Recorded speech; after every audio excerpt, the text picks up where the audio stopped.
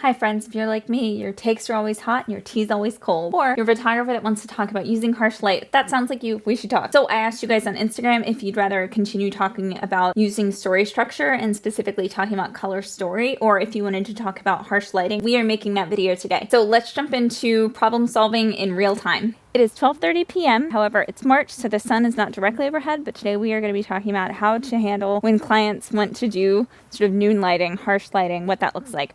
We have a couple options. Obviously, planning in a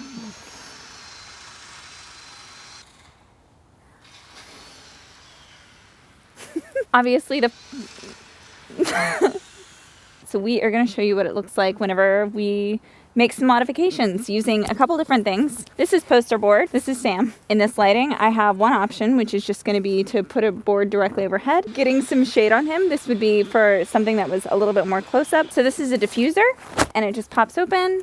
And then we have the option of softening the lighting a little bit more on him. And this is super nice and portable, and it gets this small. So you could use this if you wanted to. I would be more likely to use this for something more like a commercial shoot than for couples. Also probably wouldn't use a reflector, but I'm going to show you what it looks like because it is another option. So I'm so scared of it. Oh yeah, there it is. So I am able to get it on his face a little bit. This is not my favorite. This would not be my preferred way of shooting. So if I were shooting a couple in this lighting, even though it's directly overhead, if we had the option of it being even slightly directional, like if it were 12:30 or 1 p.m., I'm gonna turn it around. Even though it's 12:30 p.m., we have this option, and he's still going to be backlit. This would be another situation where I could, if I wanted to, fill in more at this point. I'll just have you hold that. And what that's going to do is it's going to add more light to his face, which is going to reduce the contrast, and it just creates more flattering lighting on his face that way, in a way that is pretty manageable. I also have the option of doing something when I'm in direct lighting, of getting quite a bit lower. I think this is as close as we're going to be able to get. I'm going to have you look up into the light right there. We could do something that's a little bit more dramatic. By getting down like this, we could create cool compositions and just use the fact that we have really harsh lighting by framing him up against something that is as dark as we can get, because as soon as I put him up against something that's lighter, kind of loses its interest a little bit. Having him sit on the ground and sort of shooting overhead, because I'm very short, so I would need to be shooting a little bit more overhead. Can you like sort of lean back? It's going to be an editorial pose. So in this situation, we can do things like this, shooting overhead. And trying to find any way to sort of create shadows is going to make things a little bit more flattering. My preference is almost always going to be to put somebody in any kind of shade that you can find, though. So I am going to have us walk over to a shaded area. I can bring him right up to the edge over here. Yep, stop right there.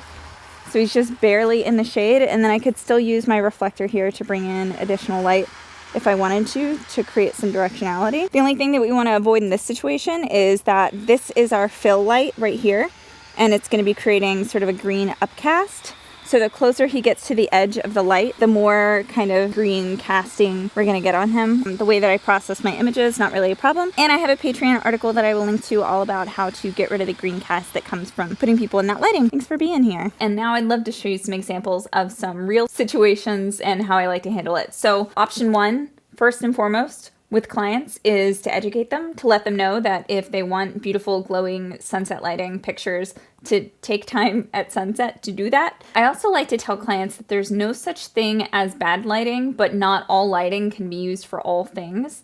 So sometimes I'm in a space, I might not be able to take a really great picture of them standing in that place looking at me and smiling. We might be able to do something more dramatic, but we're not able to do all the things in all the locations, and usually clients are understanding and fine with that. Option one is always to educate people. Option two is if I'm in an area that has any kind of tree, I'm gonna run to it. That's gonna be option two. I'm gonna run to that tree, and I'm gonna try to put my clients in some shade. These were taken at 8:30 in the morning in June, and we absolutely would have been okay if we would have stayed in the shade, but it just wasn't an option. The kids were really excited because we were at one of their favorite parks, so kept running into the sun, and so there was a lot of pictures that ended up being kind of unusable as a result. But anytime we got in the shade, everything was golden, and that's just the reality of how things work sometimes. But in the shade, things were fine, and that's something to be aware of at all times. Is this lighting is pretty harsh. When I back up, it looks fine, but when I get close, you can see that it's pretty dappled. But when we're on the sidewalks and we're being shaded by the buildings, everything's great. So I was able to take all their family pictures at 250 in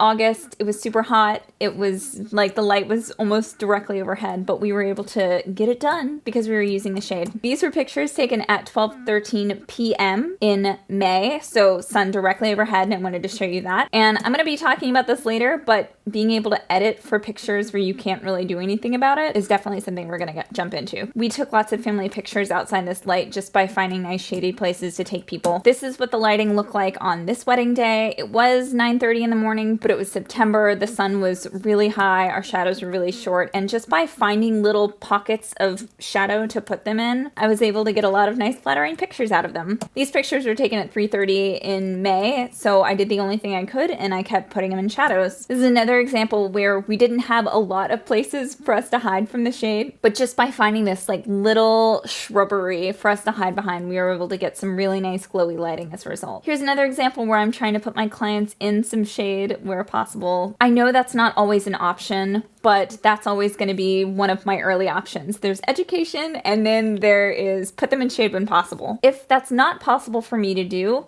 the lighting is likely going to be directional, so I am going to do my best to try to backlight them when possible. So this is the raw file, so you can see it was a very bright sunny day, and I just tried to backlight them with that lighting. This is another example where you can see just how sunny the lighting was this time of day. It's about 10 in the morning, and I was able to put them in some shade and then have them walk up so they can just barely get a halo. Like you can see that the sun's on her hair and barely on her shoulders. So I was really just trying to get that little bit of light in there, and I was backlighting them against something dark. Backlighting against something dark, because putting them up against just the sky, you're not going to get that nice rim lighting, so you really want to make sure that you're putting them up against something that's shaded. And another option is just to use the directional lighting. Keep in mind that it is directional lighting. You definitely want them to be facing their light source so it's flattering, but just go ahead and embrace the fact that you are shooting in direct light and just let it happen. Back up when possible, make some art, but be really intentional and get a little artsy with it. I feel like this works really well. Backing up is always a good option, and I feel like I have people look into the light because I don't really want half their faces lit, so a lot of the time I'll have clients looking in the same direction instead of looking towards each other.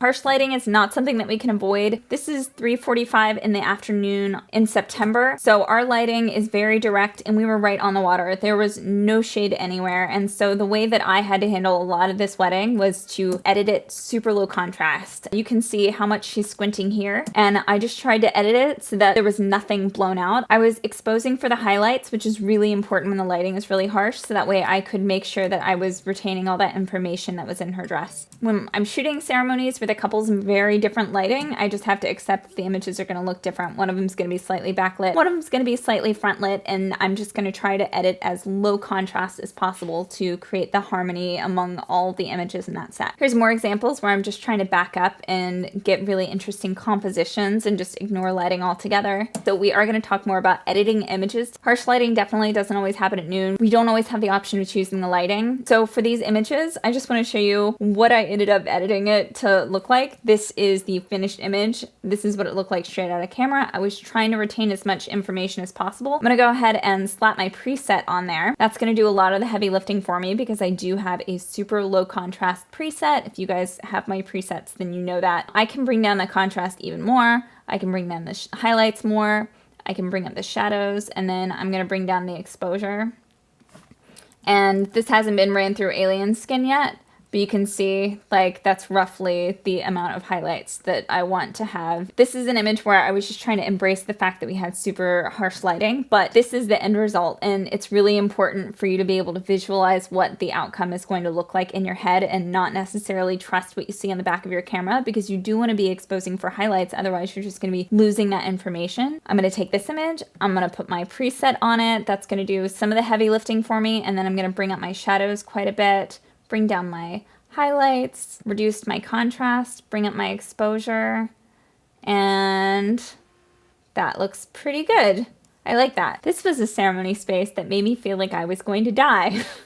It was so beautiful, but so impossible to shoot. The entire back was basically blown out, and I really had to decide whether or not I wanted to expose perfectly for the highlights, which I was fairly convinced was going to get rid of all of my black information that was happening in the picture. I was able to find kind of a happy medium. I tried to expose for highlights on them, and this is how I was able to edit it. This is crazy low contrast. I'm going to show you what that looks like. I'm going to just start by putting my preset on it and bring down my highlights all the way down. We are not going to leave it like that. Bring up the shadows quite a bit. Reduce contrast all the way. Bring up the exposure. And then warm it up.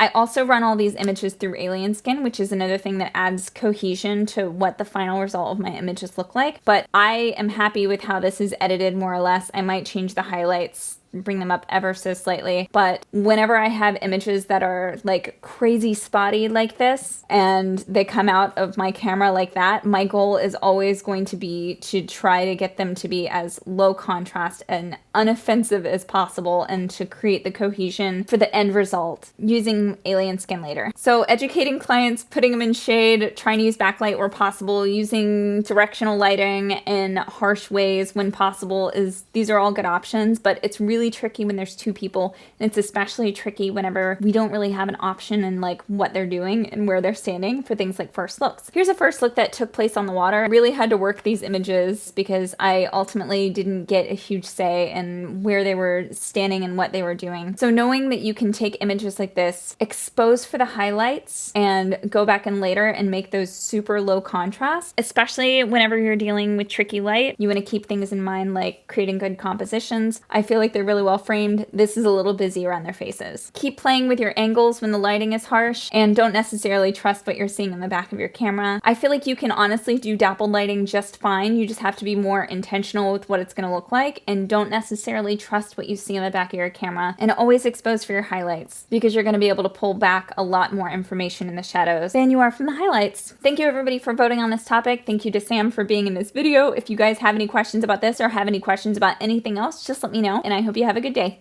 Bye!